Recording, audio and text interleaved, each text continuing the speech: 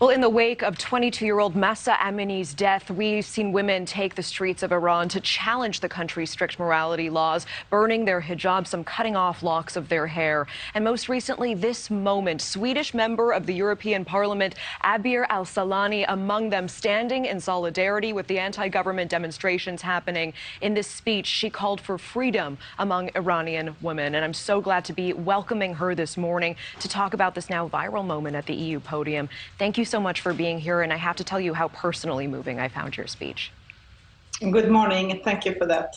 In that very speech, you're quoted as saying, "Until Iran is free, our fury will be bigger than the oppressors." Now, you are Iraqi-born. Is this fight personal to you? Of course, it is personal. I mean, I know exactly how it is when every man on the street, as long as they belong to the male gender, have the right to have an opinion about everything that is me. How I dress, how I look, how I eat, how I walk, what I study, what I don't say, what I say, everything that.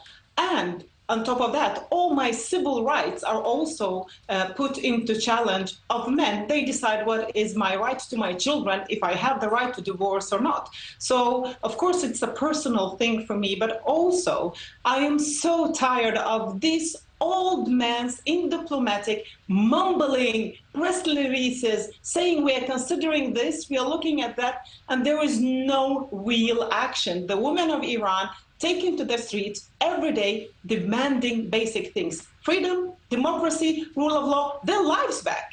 And we've seen uprisings in Iran in the past. There is a different flavor. There is a difference to what is happening right now in that country. Can you help describe that to us? And also, do you believe that we are watching a revolution taking place right now?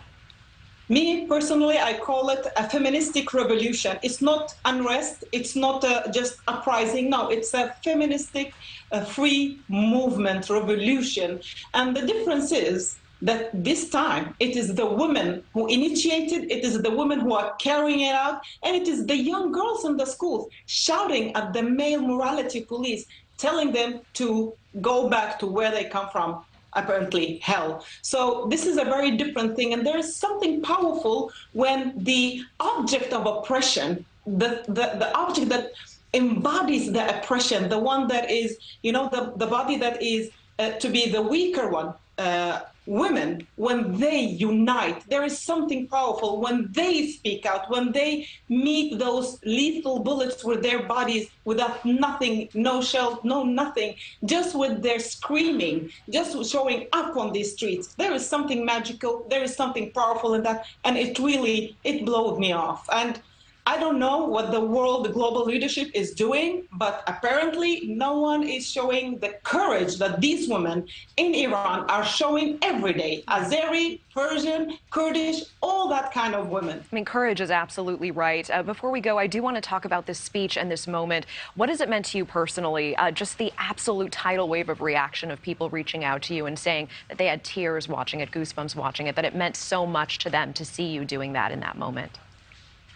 To be totally honest, I didn't do it for these kind of reactions. I did it because I was at that time for 3 weeks following the actions of the Iranian women who are taking to the streets, screaming for life, dignity, human rights, freedom.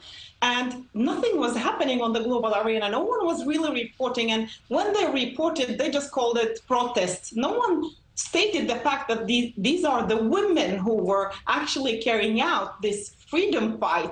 And also the General Assembly of the UN, the whole global leadership, political leadership was gathered. And no one mentioned this. People, presidents, chiefs of governments were taking pictures with the foreign minister of Iran. I mean, it's just mind-blowing that you, at that moment, didn't take the leadership and show that this is not acceptable, that the violence, the lethal violence against the women of Iran has to end. And I mean, cutting the hair off is an old Middle Eastern tradition where the sorrow, the anger that you have inside is so great that you need to do something that is physical, that is concrete. And for me, this was so important to show for the women in Iran that we have heard them, that their cries for freedom is echoed in the chamber of the elected people in the European Parliament, the only union of democracies in the world. That was my main objective, to echo their voices inside. And hopefully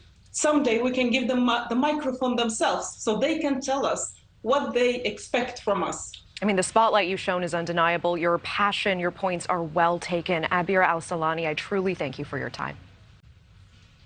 Thank you for watching. Go to newsnationnow.com to find NewsNation on your television provider. And don't forget to click the red subscribe button below to get more of NewsNation's fact-driven, unbiased coverage.